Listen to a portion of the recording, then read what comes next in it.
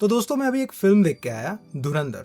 और हर तरफ हर review, even film देख के बाहर आते हुए दर्शक, किसी को भी पूछो, हर कोई एक ही रट लगाया हुआ है, एक ही चीज बोले जा रहा है कि अक्षय खन्ना ने तो मतलब क्या काम किया है, मतलब रणवीर सिंह भी उसके सामने कुछ नहीं लग रहा, रणवीर सिंह को भी उसने ओवर पावर कर लिया। हर कोई यही बोल रहा है कि अक्षय खन्ना तो मतलब फिल्म में उसके आगे कोई कुछ है ही नहीं, ऐसा लग रहा है। और आई 100% अग्री कि अक्षय खन्ना ने ऐसा ताबड़तोड़ काम किया है ना, मतलब उसके सामने सच में कोई कुछ नहीं लग रहा फिल्म में। उनका जो रोल है ना, उनकी जो एक्टिंग है, उनके एक्सप्रेशंस हैं, सच में फाड़ दिया उन्होंने। बहुत सालों से ऐसी एक्टिंग उनसे एक्सपेक्ट कर रहे थे, लेकिन मिल नहीं रहा था उनको ऐसा कोई रोल। इस साल में उन्होंने 2 फिल्में की और दोनों फिल्में फाड़ दिया, पहले छावा और अब धुरंधर। लेकिन लोग इसको इस तरह से कंपेयर कर रहे हैं कि रणवीर सिंह उसके पीछे छुप जा रहा है, अक्षय खन्ना के सामने रणवीर सिंह कुछ लग ही नहीं रहा है। तो मैं इस चीज पे अग्री नहीं करता।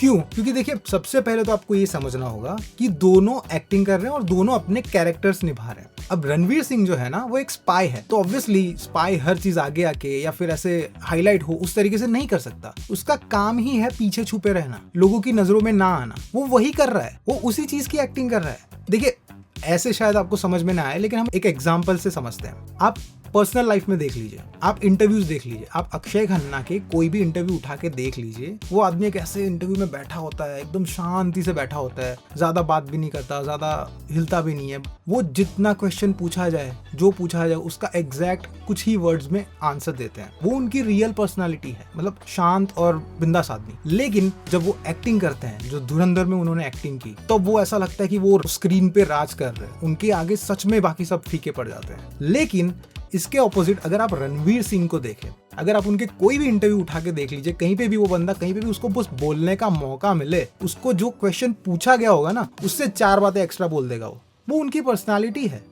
लेकिन वो फिल्म में उसका उल्टा कर रहे हैं। उनका काम है फिल्म में एक स्पाई का, इंडियन स्पाई जो पाकिस्तान में रहकर वहां के लोगों के बीच में रहकर काम कर रहा है। तो ऑब्वियसली उसको वैसे रहना पड़ेगा कि वो खुद को हाईलाइट ना कर दे, किसी को शक ना हो कि ये बंदा अलग लग रहा है। नहीं, उसको वैसे ही रहना है उन लोगों के बीच में, ताकि किसी को पता ना चले। उन लोगों के बीच में उन्हीं लोगों की तरह रहना है। तो वो उसका काम कर रहा है और वो रणवीर सिंह एक्टिंग कर रहे हैं, जो कि बहुत ही लाउड पर्सनालिटी है। तो आप ही बताइए, जब दोनों एक्टर्स अपने रियल पर्सनालिटी के ऑपोजिट काम कर रहे हैं, तो कैसे कोई एक एक्टर दूसरे से ज्यादा बेटर है? नो डाउट अक्षय खन्ना ने इतनी फाड़ एक्टिंग की है ना कि उनके ऊपर से आपका ध्यान नहीं हटता। बट वो अपना काम कर रहे थे, जैसे रणवीर सिंह अपना काम कर रहे थे।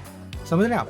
और बाकी सबने भी, संजय दत्त ने, अर्जुन रामपाल ने, इवन सपोर्टिंग कैरेक्टर्स जो साथ में काम कर रहे हैं रणवीर सिंह के साथ में, अक्षय खन्ना के गैंग में, उन सब ने भी इतना अच्छा काम किया है ना। मतलब एक्टिंग के मामले में तो मैं किसी को नहीं बोलूंगा कि इसने कम किया है, इसने ज्यादा किया, नहीं, सब ने बहुत अच्छा काम किया है। इवन जो न्यू कमर हीरोइन है ना, उन्होंने भी बहुत अच्छा काम किया। और सब कह रहे हैं जब उनकी लव स्टोरी का जो पार्ट आता है, तब फिल्म स्लो हो जाती है, तब फिल्म की पेसिंग कम हो जाती है। कैसे? हाँ, मुझे एक बात बताइए, एक ही सीन में हीरो कुछ ऐसा कर देता है और हीरोइन इंप्रेस हो जाती है, आपको वो चीज ज्यादा रियलिस्टिक लगता है कि हीरो 2-3 बार उसको मिल रहा है, उसको इंप्रेस करने के लिए अलग अलग चीजें कर रहा है? रियल में कैसा होता है? आप किसी लड़की को मिलते हो, एक ही बार में कुछ आप ऐसा बोल देते हो या मिल जाते हो, आपकी आंखें मिल गई और आपको प्यार हो जाता है और वो लड़की आपसे पट जाती है? नहीं होता ना ऐसा। आपको ऐसी कुछ चीजें करनी पड़ती है, आपको मेहनत करनी पड़ती है, तब जाके वो लड़की पटती है ना। तो उस चीज के लिए डायरेक्टर टाइम ले रहा है, जबकि जब डायरेक्टर ने सोच लिया कि मुझे हर चीज रियलिस्टिक वे में बताना है, तो वो इस चीज में कैसे पीछे हट सकता है? ऑब्वियसली वो उसमें टाइम लेगा। और वो जो टाइम ले रहा है ना, देखिए भाई, वो जो बातें कर रहे हैं ना, उसको समझने के लिए भी दिमाग चाहिए। अगर आपको चाहिए कि वो एकदम फ्लर्टिशियस लाइन फेंके और वो हीरोइन पट जाए, वैसा कुछ सीन हो एकदम वो चटपटा, वैसा नहीं होगा। रियल लाइफ में ऐसे नहीं होता, ऐसे लड़की नहीं पटती। आपको उसको इम्प्रेस करना पड़ता है, वो जिस लेवल पे है उससे एक लेवल ऊपर जाके इम्प्रेस करना पड़ता है,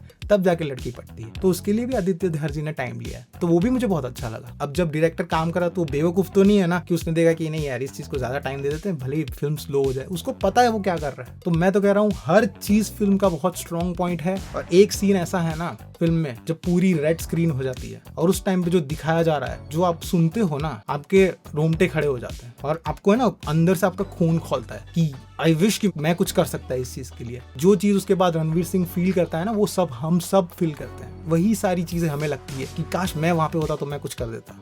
और म्यूजिक, बाप रे, मतलब शाश्वत सचदेव भाई, मैं ना आपको बहुत टाइम से फॉलो कर रहा हूँ और आप जो म्यूजिक के साथ जो काम करते हो ना, मैंने आपकी सारी फिल्में देखी है, मैं आपका पर्टिकुलरली बहुत बड़ा फैन हूँ। सच में आपको एग्जैक्टली पता होता है कि किस तरीके से किस सीन में क्या डालना है, कितना म्यूजिक जरूरी है, कितना नहीं। और ये इस चीज में म्यूजिक डायरेक्टर और डायरेक्टर दोनों का हाथ है, दोनों को एग्जैक्ट पता है कि कैसे काम करना है। तो फिल्म की म्यूजिक मेरे हिसाब से तो परफेक्ट है। और फिल्म 3.5 घंटे की है। तो फिल्म को कंटिन्यूसली आगे ले जाने के लिए ना म्यूजिक इतना स्ट्रॉन्ग पार्ट प्ले करती है इस चीज में कि म्यूजिक का पेसिंग भी आप देखो, मोस्टली पूरी फिल्म में फास्ट पेस म्यूजिक है। क्यों? क्योंकि फिल्म लंबी है, तो वो उसका जो पेस है ना उसको मेंटेन रखने के लिए आप स्लो म्यूजिक बहुत कम या तो नहीं के बराबर यूज करें। इवन आप बैकग्राउंड स्कोर देख लीजिए, सॉन्ग्स देख लीजिए, ऐसे एलिमेंट्स उसमें यूज किए गए हैं कि जिससे मोमेंटम बढ़ता रहे, जिससे आपका जोश उतना ही लगा रहे। तो वो होता है एक असली म्यूजिक डायरेक्टर का काम। और आदित्य धर, मैं तो कहता हूँ आप अपनी जितनी भी फिल्में बनाए, जब तक आप फिल्में बना रहे हैं ना, शाश्वत सचदेव को आप कभी मत छोड़िएगा, क्योंकि वो है ना, वो आपकी हर फिल्म को 4 चांद लगाता है। और मुझे सेकंड जो कंप्लेन है कि बहुत सारे रिव्यूअर्स, बहुत सारे क्रिटिक्स जो मेन लाइन क्रिटिक्स हैं, मतलब जिनकी बॉलीवुड में बहुत ऊपर नाम है उनका, वो लोग इस फिल्म को प्रोपेगेंडा फिल्म बता रहे हैं। क्रिटिक्स को तो छोड़िए, बहुत सारे नॉर्मल लोगों को भी लग रहा है कि ये सब बीजेपी की चाल है, बीजेपी का प्रोपेगेंडा फिल्म है। कैसे? मतलब मुझे ये चीज नहीं समझ में आता कि आपको इतनी छोटी सी चीज एक्सेप्ट करने में क्या जाता है कि आतंकवादी एक पर्टिकुलर कॉम के होते हैं और वो एक पर्टिकुलर कंट्री से आते हैं। और पूरी, सिर्फ इंडिया नहीं, पूरी दुनिया को पता है कि पाकिस्तान में ही आतंकवाद का अड्डा है और वहीं से आतंकवादी आते हैं और वो एक पर्टिकुलर कॉम के होते हैं। इस चीज को एक्सेप्ट करने में क्या जा रहा है आपका? और सेकेंडली, उनका मेन रीजन ही ये है आतंकवाद फैलाने का, क्योंकि वो एक पर्टिकुलर कॉम के हैं। उनको लगता है कि उनके कॉम के अलावा बाकी सारे लोग काफिर हैं, वही तो उनका रीजन है आतंकवाद करने का। तो इस चीज को क्यों हम जस्टिफाई करें? आप YRF यूनिवर्स देख लीजिए या क्रिटिक्स की जो बहुत फेवरेट फिल्म्स होती है ना, उन सब में किसी न किसी तरीके से ये आतंकवादियों को जस्टिफाई किया गया होता है या ISI को जस्टिफाई करते हैं कि नहीं, वो लोग खुद भी आतंकवाद से बहुत परेशान है, पाकिस्तान की जनता खुद आतंकवाद से लड़ रही है, उनको बहुत परेशानी। कहाँ परेशानी है? आप देखिए, आतंकवादी जो काम करते हैं वहां पे, वहां के जो रहने वाले लोग हैं वो उसी चीजों में काम कर करके अपना घर चला रहे हैं। अगर आपने फिल्म में भी देखा होगा कि वहां पे बंदूकें और ये सब बनाने की फैक्ट्रीज है, उसमें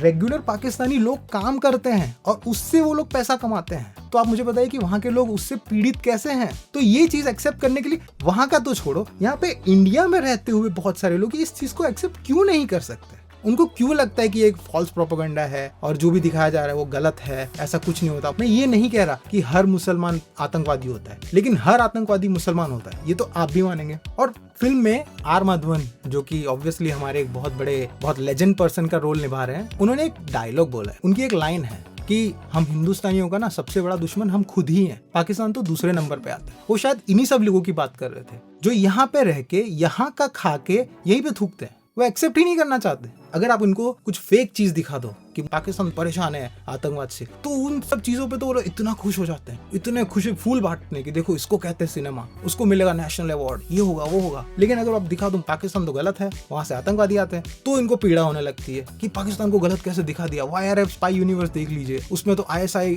वो तो इंसानियत की खिदमत के लिए काम कर रही है, तो वो तो बहुत अच्छे हैं। आतंकवाद एक अलग चीज है, वो एक अलग जगह से काम कर रहे हैं और दुनिया को परेशान कर रहे हैं। क्यों भाई, क्यों? डायरेक्टर आदित्य धर, उन्होंने वो सारी चीजें बता दी, कैसे 26/11 हुआ था, कैसे 2001 में पार्लियामेंट अटैक हुए थे, वो सब चीजें उन्होंने जैसी थी वैसी की वैसी बताई। इस चीज को दिखाना एक हिम्मत भरा काम, तो हम इस चीज को क्यों सपोर्ट नहीं कर रहे? तो अगर आप इस चीज को गलत समझते हैं और अगर आपको लगता है कि ये प्रोपेगेंडा फिल्म है ना, तो आप ही प्रॉब्लम हो, आप ही के लिए बनाई गई है ये फिल्म। तो मेरे हिसाब से ये फिल्म परफेक्ट है। दूसरा पार्ट देखने में जरूर जाऊंगा, आप सब भी जाइए और देखिए इतने सालों से क्या हो रहा है हमारे देश के साथ। Thank you so much for watching. Please मेरे चैनल को लाइक, शेयर एंड सब्सक्राइब कीजिएगा और अगर आपको ये वीडियो अच्छा लगे तो दूसरों को भी शेयर कीजिएगा। Thank you.